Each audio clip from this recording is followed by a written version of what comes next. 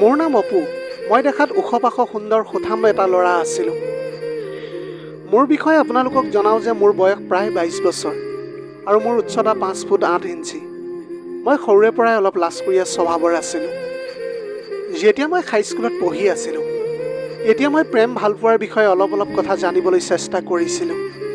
কিন্তু চেষ্টা কৰিছিলোঁ যদিও বেছি একো জনা নাছিলোঁ, কাৰণ সেই সময়ত ইণ্টাৰনেট থকা ফোনৰ ব্যৱহাৰ বেছি হোৱা নাছিল আৰু সৰু ল'ৰা-ছোৱালীবোৰক ফোনৰ পৰা দূৰতেই ৰখা হৈছিল। কিন্তু তাৰ পিছতো মই মোৰ বন্ধুবিলাকৰ পৰা কিছু কথা জানিবলৈ পাৰিছিলোঁ। যেতিয়া মই মেট্ৰিক পাছ কৰিছিলোঁ তেতিয়া এজনী ছোৱালীক প্ৰেমৰ প্ৰস্তাৱ আগবঢ়ালোঁ, কিন্তু তাই লগে মানা কৰি দিছিল। এতিয়া কলেজতো মই বিকমত এডমিশ্যন লৈছিলোঁ, কিন্তু তাতো কোনো ছোৱালী নাছিল।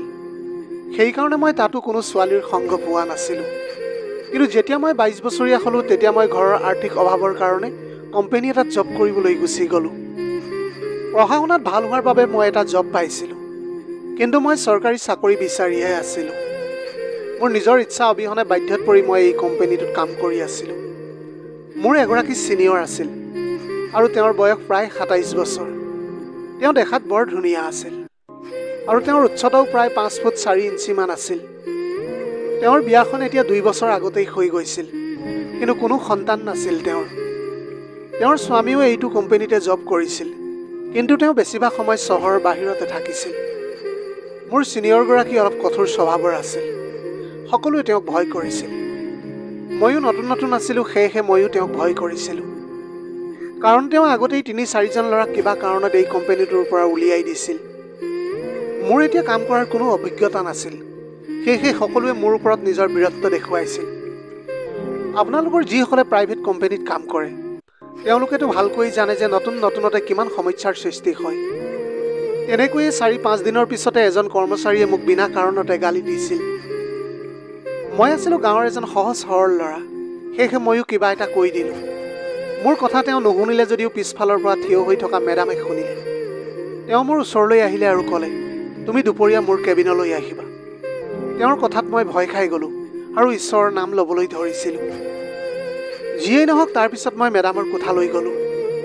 তেতিয়া মেডামে মোক 2-এটা তিতা কথাও শুনালে। মই লগে তেওঁক ক্ষমা বিচাৰিছিলোঁ। তেতিয়া তেওঁ হাঁহিবলৈ ধৰিলে। তাৰপিছত তেওঁ ক'লে যে যি কথা তাত কৈছিলা সেই কথা প্ৰমাণ কৰিবলৈ পাৰিবা। মই তেওঁৰ এনেকুৱা আচৰণৰ পৰা আচৰিত হৈ পৰিছিলোঁ। তেতিয়াও মই একো নক'লোঁ, মাত্ৰ মই মনে থিয় হৈ থাকিলোঁ। তাৰপিছত তেওঁ ক'লে যে হ'ব বাৰু, ভালকৈ থাকিবা, ভালকৈ কামবিলাক কৰি যাবা। পিছদিনা মেডাম অহা নাছিল অফিচলৈ। মোৰ বাৰে তেওঁৰ কথাবিলাক মনত পৰি আছিল। 3 দিন পিছত তেওঁ আহিলে আৰু মই তেওঁৰ ফালে বাৰে ধ্যান দি আছিলোঁ। তেওঁ বাৰে মোৰ ওচৰলৈ আহিছিল আৰু মোৰ ফালে চাই আছিল। আজি মোৰ তেওঁক ভয় লগা নাছিল। তাৰ পিছতো মই ভয় মেডামক লাঞ্চ কৰিবলৈ ক'লোঁ। তেতিয়া তেওঁ ক'লে যে হ'ব বাৰু, ঠিক আছে। মই লাহে মেডামৰ লগত কথা পতা আৰম্ভ কৰি দিলোঁ। মেডামৰ তেনেকুৱা ব্যৱহাৰৰ পৰা মোৰ ভয় নোহোৱা হৈ গৈছিল। কেইদিনমানলৈকে এনেকৈ চলি থাকিল। এতিয়া মোৰ কোনো কৰ্মচাৰীলৈকে একেবাৰে ভয় লগা নাছিল আৰু এনেকৈ এতিয়া মোৰ কামবিলাক মই ভালকৈ কৰিবলৈ ধৰিছিলোঁ। মোৰ মেডামক মোৰ গাৰ্লফ্ৰেণ্ডৰ দৰে লাগিবলৈ ধৰিছিল। আপোনালোকে জানেই যে যেতিয়া কাৰোবাৰ নতুন গাৰ্লফ্ৰেণ্ড থাকে তেতিয়া মনত কেনেকুৱা এটা উৎসাহ থাকে। কোম্পানীত এজনী গাৰ্লফ্ৰেণ্ড বনোৱাৰ কোনো যুদ্ধ কৰাতকৈ কম নাছিল।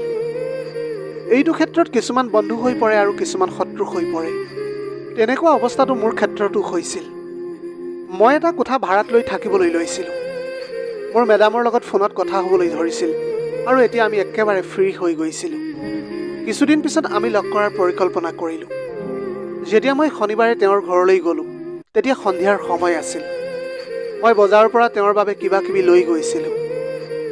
যেতিয়া মই তেওঁৰ ঘৰ গৈ পালোঁগৈ তেতিয়া তেওঁ মোলৈ চাহ বনালে আৰু আমি চাহ খাই দুয়োৱে কথা পাতিবলৈ ধৰিছিলোঁ। তেওঁ তেতিয়া কথাই মোক ক'লে যে তেওঁক এটা সন্তান লাগে আৰু তেওঁৰ স্বামীৰ কিবা দুৰ্বলতা আছিল। কথাটো শুনি মই দুঃখিত হৈছিলোঁ। তেতিয়াই তেওঁ মোক খোলাখুলিকৈ ক'লে, কি তুমি মোক মই মা হোৱাত সহায় কৰিবলৈ পাৰিবা নেকি? মই একো বুজিবলৈ পৰা নাছিলোঁ। মই তেতিয়া ক'লোঁ যে যদি আপোনাৰ স্বামীয়ে গম পায় তেতিয়া কি হ'ব?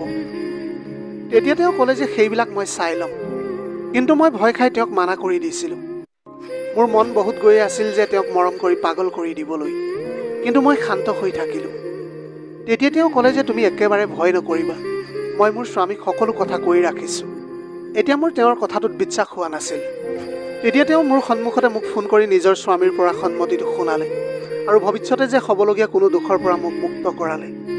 এতিয়া ৰাস্তাটো সম্পূৰ্ণৰূপে মুকলি হৈ গৈছিল। মই তেওঁক মোৰ আৰ্থিক স্থিতিৰ বিষয়ে আগতেই কৈছিলোঁ। সেই কথা মই আকৌ এবাৰ তেওঁক ক'লোঁ। তেতিয়া তেওঁ ক'লে যে ঠিক আছে, আগতে তুমি এই কামটো কৰি লোৱা, তাৰপিছত মই চাম বাৰু। ইমান দেৰি কথা পতাৰ পিছত আমাৰ দুয়োৰে কামনাবিলাক জাগি উঠিছিল। তাৰপিছত আমি দুয়োৰে ভোক দূৰ কৰিছিলোঁ। সকলো খোৱাৰ পিছত মেডামে ক'লে যে সঁচাকৈয়ে আজি মই সুখী হৈ পৰিছোঁ, কাৰণ তুমি মোক আজি সেই সুখ দিলা যি সুখৰ সন্ধান মই আজিলৈকে কৰি আছিলোঁ। মই ক'লোঁ যে অকল ময়ে কিয়, আপুনিতো আন কাৰোবাৰ লগতো সেয়া কৰিবলৈ পাৰিলেহেঁতেন। তেওঁ তেতিয়া অলপ মিচিকাই হাঁহিলে আৰু ক'লে, যিদিনাৰ পৰা তুমি কোম্পানীলৈ আহিছিলা মই সেইদিনাৰ পৰা তোমাক লক্ষ্য কৰি আহিছিলোঁ। তুমি মোক কেতিয়াও বেয়া চাউনিৰে চোৱা নাছিলা। নহ'লে বাকী কৰ্মচাৰীবিলাকৰ পৰা মই ইমান দিনে বেয়া নজৰৰ সন্মুখীন হৈ আহিছিলোঁ। মই কি কোনো নাৰীয়ে সেই পুৰুষৰ লগত সম্পৰ্ক কৰিবলৈ নিবিচাৰিব যিয়ে নাৰীগৰাকীক নহয় তাইৰ শৰীৰৰ লগতহে মতলবটো ৰাখে। যিয়ে নহওক মেডামে ঠিক কথাই কৈছিল। সকলোৱে এনেকৈয়ে বিচাৰে, লাগিলে তেওঁ পুৰুষেই হওক বা নাৰীয়েই হওক, সকলোকে এজন সংগী লাগে। তাৰপিছত মেডামে ক'লে যে মই আগতে জনা নাছিলোঁ যে তুমি এনেকুৱা এটা সাংঘাতিক ওলাবা। তেতিয়া মই ক'লোঁ যে মেডাম মই কি কৰিলোঁ? তেতিয়া মেডামে ক'লে, সঁচাকৈয়ে তুমি বহুত ভাল। মোৰ কথাটো শুনি নিজৰ ওপৰতে গৰ্ব অনুভৱ হ'বলৈ ধৰিছিল। তাৰপিছত মই তেওঁ পিন্ধি থকা কাপোৰৰ বিষয়ে সুধিলোঁ যে আপুনি ঘৰত এনেকৈ থাকে নেকি? তেতিয়া তেওঁ ক'লে যে আজি তোমাক লগ কৰাৰ প্লেনিং আছিলে, সেইকাৰণেহে আজি মই এনেকুৱা ড্ৰেছ কৰি আছিলোঁ। মই তেওঁক প্ৰেম ভৰা চাউনিৰে চাবলৈ ধৰিছিলোঁ। তাৰপিছত মই ক'লোঁ যে মই এতিয়া যাওঁ, দেৰি হ'লে মোৰ ঘৰৰ মালিকে মোৰ ওপৰত চিঞৰিব। তেতিয়া তেওঁ মোক মানা কৰিলে আৰু মোক তেওঁৰ ঘৰতে নিশা কটাবলৈ ক'লে। তাৰপিছত আমি দুয়ো খানা খালোঁ আৰু নিশা একেলগে শুই পৰিলোঁ। ৰাতিপুৱা 9 বজাত মই টোপনিৰ পৰা সাৰ পাইছিলোঁ। মই তেতিয়া মেডামক জগাবলৈ ধৰিলোঁ। এতিয়া মেডাম আৰু মোৰ শৰীৰ বৰ গধুৰ গধুৰ লাগিছিল। তাৰপিছত আমি অলপ চাহ আৰু নাস্তা কৰিলোঁ। আমি দুয়ো গা ধুলোঁ। ৰবিবাৰ হোৱাৰ কাৰণে আজি অফিচ ছুটি আছিল। মেডামে মোক ক'লে যে মোৰ লগত বজাৰলৈ ব'লা, মোৰ অলপ কাম আছে। তাৰপিছত আমি দুয়ো মেডামৰ স্কুটিৰে বজাৰলৈ বুলি ওলালোঁ। বজাৰলৈ যোৱাৰ পিছত আমি এটা ডাঙৰ মলৰ ভিতৰত সোমালোঁ। তাত মেডামে মোক এযোৰ জোতা আৰু এযোৰ ড্ৰেছ কিনি দিছিল, কাৰণ মই কোম্পানীত কাম কৰা এমাহো হোৱা নাছিল। মই দৰমহা পোৱা নাছিলোঁ, সেইবাবে মোৰ ওচৰত ইমান টকাও নাছিল। সেইকাৰণে মেডামে মোক সেইবিলাক কিনি দিছিল। মই কিন্তু মেডামক মানা কৰিছিলোঁ, কিন্তু মেডামে মোৰ কথাবিলাক নুশুনিলে। তেওঁ ক'লে যে সেয়া তেওঁৰ ফালৰ পৰা এটা উপহাৰ।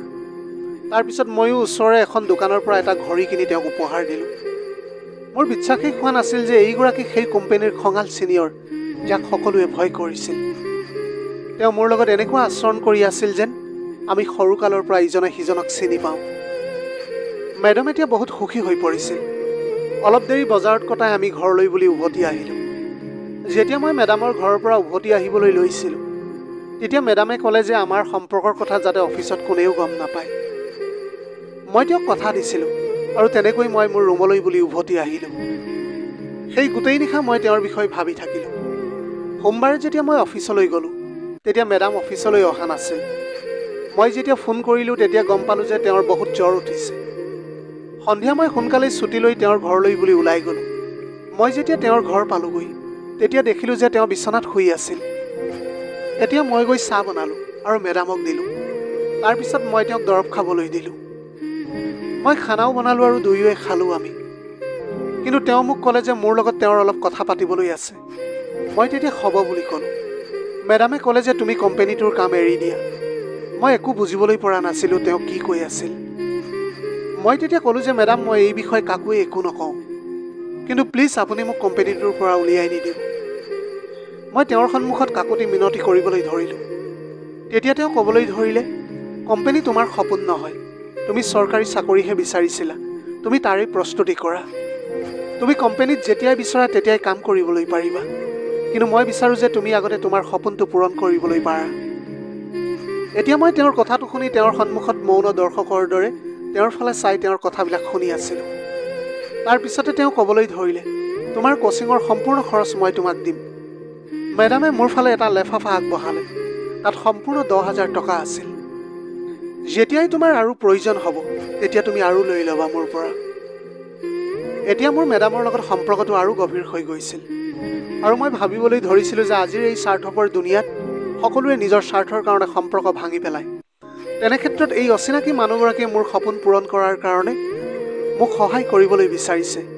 এনেকুৱা কথাবিলাক ভাবি ভাবিয়েই মই এতিয়া টোপনি গুচি গ'লোঁ। ৰাতিপুৱা যেতিয়া মই সাৰ পালোঁ তেতিয়া দেখিলোঁ যে মেডামৰ জ্বৰটো কমিছিল। ৰাতিপুৱা তেওঁৱে মোক জগাবলৈ ধৰিছিল। তাৰপিছত আমি দুয়ো সাজু হৈ কোম্পানীলৈ বুলি ওলাই গ'লোঁ।